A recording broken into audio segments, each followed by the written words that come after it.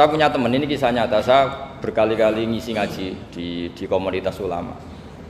Ini mungkin tidak bagus untuk kampus, tapi harus saya utarakan supaya ya kita evaluasi. Saya bilang gini, saya ini jadi kiai itu sering iri sama orang goblok. Orang goblok itu barokah kata saya gitu. Itu kiai-kiai kaget semua karena saya bilang orang goblok itu barokah. Saya beri contoh gini, misalnya saya pinter, terus juara MTQ, juara hafal Quran atau juara baca Quran secara tartil. Ujung-ujungnya saya dapat hadiah umroh atau apalah, atau hadiah rumah atau apa. Pertanyaannya adalah mendapat. Saya ulang lagi, mendapat. Sementara ada santri yang bodoh, gara-gara bodoh itu dosen UI yang enggak, jadi kiai yang enggak, akhirnya dia jadi pekerja di Korea. Barokahnya bodoh tadi. Karena di Korea melihat orang ateis, akhirnya dia kepikiran bikin masjid. Sebagian gajinya disumbangkan untuk masjid. Ini bodoh pendiri masjid. Tapi kita gara-gara dosen dakwah di masjid, ini pinter dapat uang dari masjid. Nah ini bukan nyindir, ini biasa saja. Ini maksud saya. Maksud saya, kamu jangan ngabaikan hidup. Akhirnya apa yang terjadi? Saya ini punya teman ini betul. Saya ini kan kecelok dulu tuh Gus Salim. Nasib saya di mana-mana dihormati. Kadang saya merasa dosa. Kok dihormati?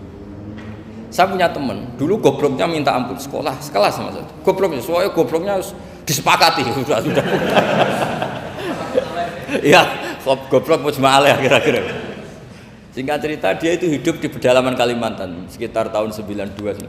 Dulu kan biasalah di dalam hutan itu pasti ada penebangan hutan macam. Dia ada bosnya, yang jelas dia ada bosnya. Saya yakin juga agak kriminal. Karena dia tidak yang illegal logging. Pokoknya ditakdir dia hidup di tengah hutan. Ikut orang. Setelah itu dulu gak ada HP. Sering kirim surat ke saya, Gus, saya ini hidup di tengah hutan. Tapi saya ini muslim, pernah mondok. Kalau gak bikin Jumat itu gak enak. Bikinlah dia Jumatan. Nah karena dia pernah ngaji fikih Syafi'i, kalau Jumatan gak ada orang 40 itu harusnya zuhur, tidak Jumatan. Tapi orang yang kerja di situ tidak mau. Wong dino Jumat kok zuhuran loh Pak. Kalau dino Jumat ya Jumatan ya. Tanya saya, Gus itu kalau ada kaulnya enggak supaya Jumatan ndak orang 40 sah. Singkat cerita dia lama-lama jadi pendiri masjid di situ. Dia punya sedikit gaji ya dipakai masjid, punya sedikit tanah diwakafkan untuk masjid. Artinya apa? Indah ini banyak orang bodoh, ternyata di komunitasnya dia muassis, pendiri, pemberi. Sementara kita yang kecelok pinter, dapat umroh, dapat bonus. Kira-kira nanti kita ketemu Allah, kamu pernah nyumbang Islam apa? Yang bodoh jawab, oh nate Gusti bikin masjid di pedalaman. Kita yang pinter, kayaknya kalau memberi enggak lah Gusti, reputasinya mendapat. Nah artinya gini, kita jangan mengukur, makanya Rasulullah itu punya sisi unik. Ini mungkin pelajaran bagi kita semua. Orang-orang Ansor kita tahu semua berposisi memberi Rasulullah. Semuanya orang Ansor.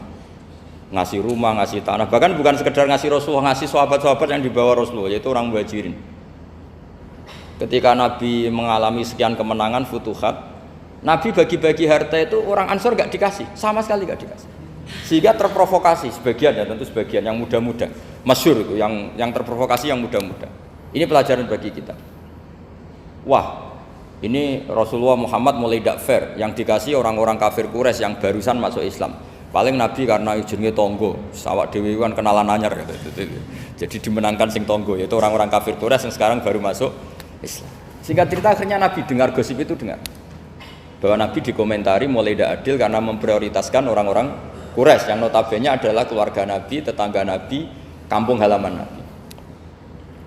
Akhirnya Nabi bilang, coba semua orang Ansar kumpulkan di satu kubah, satu khimah besar di Jirona pas itu. Dikumpulkan, terus orang Ansar ditanya, dengar-dengar makolatun balagona angkum, ada satu makalah dari kamu, apa betul itu kamu yang mengatakan? Terus ketua orang Ansar ada yang namanya Sa'd bin Ubadah berdiri. Ya Rasulullah, amazu ahlamina fala yaquluna syai'an. Orang-orang terpelajar kita ada yang komentar. Tapi yang muda-muda ini memang ngomong seperti itu. Bahwa jenengan sekarang mulai lebih tertarik ngurusi orang-orang Quraisy daripada kita. Terus itu di Jirona. Jirona itu ya kira-kira berapa kilo ya? 40 kilo atau 30 kilo dari Mekah. Zaman itu Nabi posisi di Jirona. Jawabannya Nabi itu unik. Oh iya, kata Nabi. Apa yang dikatakan Nabi? Saya ini Rasulullah, nanti kamu pulang bersama saya. Tapi orang-orang ini, orang-orang Bedui ini, setelah saya kasih kambing, saya kasih unta, mereka pulang. Ama tardona ayarji annasu bisyati wal ba'ir wa tarjiuna antum bi Rasulillah. Kamu ini nanti mendapat saya ini nanti ikut pulang kamu ke Madinah. Berarti kamu mendapat saya, afdalul khalqi, orang terbaik di dunia. Mendapat sayyidun nabiyyin. Tapi orang-orang yang setelah saya kasih uang itu pulang. Artinya gini, kamu berorientasi mendapat saya apa mendapat uang? Nangis semua orang Ansor, enggak Gusti ya sudah mendapat jenengan saja duit gak noda. Ternyata Nabi itu mentertawakan sama nyun sewu A'rabul A'rab, orang-orang Bedui Arab. Ya Rasulullah, ini baru Islam, tolong diservis dong, namanya mu'allaf. Saya baru Islam, tolong diservis toh. Ya Rasulullah, ya sudah kamu ngambil unta ini diambil pulang. Yang satu minta kambing diambil pulang. Terus kata Nabi, kowe seneng duwe kelakuan ngono, ketemu Nabi ra tertarik ngaji. Bar tok duit mulai bar tok duit. Sementara kamu mendapat saya. Intinya Rasulullah ingin mengajarkan ke orang-orang Ansor, kamu dulu tuh heroik. Posisinya memberi untuk Islam, maka heroik kamu tidak akan saya batalkan. Dari mental memberi kemudian ingin mental mendapat. Itu hebatnya Rasulullah. Jadi kalau dalam tradisi sahabat, misalnya saya sering ditolong orang gitu. Kok setelah saya jadi kiai besar atau jadi wapres kira-kira gitu kayak Pak Ma'ruf Amin, itu malah sebaiknya tidak usah balas yang berjasa kalau ini calon wali. Karena nggak boleh kebaikan itu dibatalkan dengan mendapat. Ini cara teori politik masalah ini. Tapi kalau teori wali keharusan, masa ngamal kok dibatalkan? Nah kan ini ngaji, kalau ngaji itu ya daftarnya jadi wali, jangan jadi politikus kan gitu. Jadi ibarat kita, coba sekarang banyak kampung itu geger kan gara-gara itu. Wakifnya masjid itu ikhlas tanah untuk masjid. Lu anak cucunya kok terus ambisi jadi imam, jadi pengurus takmir, padahal tidak layak. Mereka mungkin tidak alim, tidak soleh. Ini kan terus gak fair, wakifnya ikhlas, siapa aja ngelola boleh asal kompeten, anak cucunya tidak ikhlas. Nabi itu nggak mau.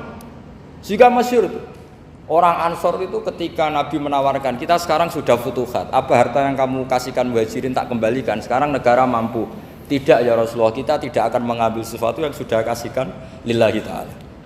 Orang muhajirin juga sama, ketika di Ji'ronah di Mekah, ini Mekah sudah kita taklukkan, tanah-tanah yang sekarang dikuasai orang kafir, yang dulu kamu tinggalkan lillah, sekarang bisa kamu ambil lagi karena sekarang Mekah sudah dikuasai Islam. Kata orang muhajirin apa? Kita tidak akan mengambil sesuatu yang sudah kita kasihkan lillah. Jadi kamarnya malu yang kita lama sekali bermental memberi, kemudian kita sekarang ingin bermental mendapat. Artinya gini, kalau jenengan mengukur kegagalan itu orang-orang bodoh itu barokahnya luar biasa. Coba kalau semua orang pinter misalnya, kayak saya, kayak Pak Rektor misalnya, itu bingung masyarakat. Barokahnya orang bodoh di tengah-tengah pasar ada konsultan, barokahnya dokter-dokter yang bijinya tidak pati bagus, akhirnya di pedalaman ada dokter. Gara-gara prestasi pas-pasan di pedalaman. Coba kalau prestasinya kelas A semua, mungkin sudah hidup di Jerman semua. Indonesia bisa kurang stok penyuluh. Jadi pertanyaan jenengan tadi, ya tadi kalau saya disuruh jawab dengan ilmu hakikat, Allah merencanakan ini sudah luar biasa.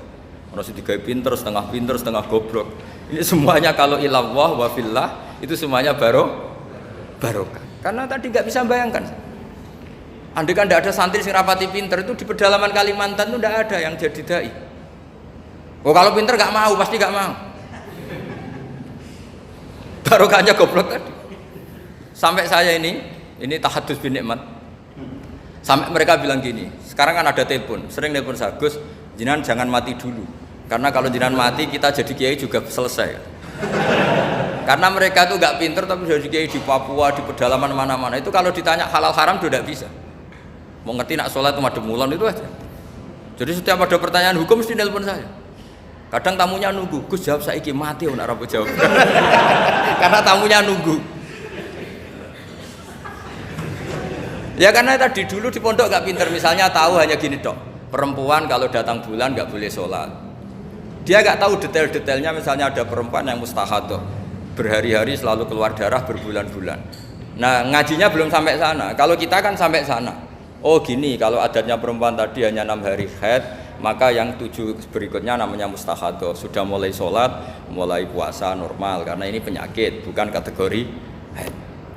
Nah dulu ngajinya tidak sampai situ. Jika kalau ada yang tanya ditunggu Gus ini ada perempuan keluar darah terus kita harus gimana ini? Sholat enggak? Oh, ilmunya enggak cukup dia untuk jawab. Untuk jawab seperti itu karena tapi tadi ya saya ulang lagi ya. Jadi jangan pernah mengabaikan orang-orang bodoh. Orang bodoh itu ya barokah, tapi nggak perlu ada gerakan jadi bodoh ya tidak perlu. Digerakkan dan digerakkan bodoh itu pasti mayoritasnya. Alhamdulillah sekali. Akhirnya berkah itu ada di mana-mana. Loh itu betul. Pokoknya kita ngaji itu apa yang masyhur itu Rabbana ma khalaqta hadza batila. Semua yang diciptakan Allah pasti ada guna. Ya ini memang ilmu agak aneh bagi kalangan akademisi, tapi kan sampean mengundang saya untuk ngomong ilmunya kiai. Kalau saya jawab kalau saya jawab pakai standar intelektual kan saya namanya basa-basi. Itu tidak bagus dalam ilmu Islam. Mudahana itu tidak bagus. Karena ini keahlian saya di ilmu hakikat ya saya jawab secara ilmu hakikat. Terus itu pernah saya diceritani Pak Bintang Pamungkas itu. Itu cerita. Gus Dur juga pernah cerita, banyak yang sejenis itu cerita. Gus Dur kan orang sukses di Jakarta. Itu matur nuwun sama keluarganya yang adiknya yang jadi biasa-biasa saja. Karena akhirnya ada yang ngrumat ibunya. Keluarga Pak Bintang itu banyak yang doktor, profesor, tapi terima kasih sama adiknya enggak siapa-siapa karena barokahnya itu ibunya kerumat. Coba kalau semuanya dokter mungkin ingin hidup di kampusmu. Kiai juga gitu, kalau ada kiai top biasanya punya adik yang enggak pati top. Dan kiainya top bisa kemana-mana karena ada adiknya yang enggak top yang ngurmat ibunya, ngurmat anak. Jadi sebetulnya Allah sudah mempersiapkan sedemikian rupa. Tapi kalau kita tidak syukur ya jadi repot. Itu tidak hanya cerita tentang Gus Dur, Bintang Pamungkas, mungkin Pak Jokowi, Pak Soekarno, semuanya sama lah. Pasti di balik orang top-top ini ada orang-orang yang berkorban untuk kebaikan keluarga di internal. Dulu ada sahabat namanya Abdul bin Umi Maktum itu buta. Itu tidak pernah ikut perang karena buta. Tapi setiap Nabi perang itu yang jaga Madinah itu Abdul bin Umi Maktum. Tapi terus jangan bilang, orang baru kayak buta ya, tidak usah gitu. Pokoknya saya ceritain, Rabbana ma khalaqta hadza batila, bahwa engkau ya Allah yang kau ciptakan ini tidak ada yang nggak ada guna. Ya, kira demikian. Assalamualaikum warahmatullahi wabarakatuh.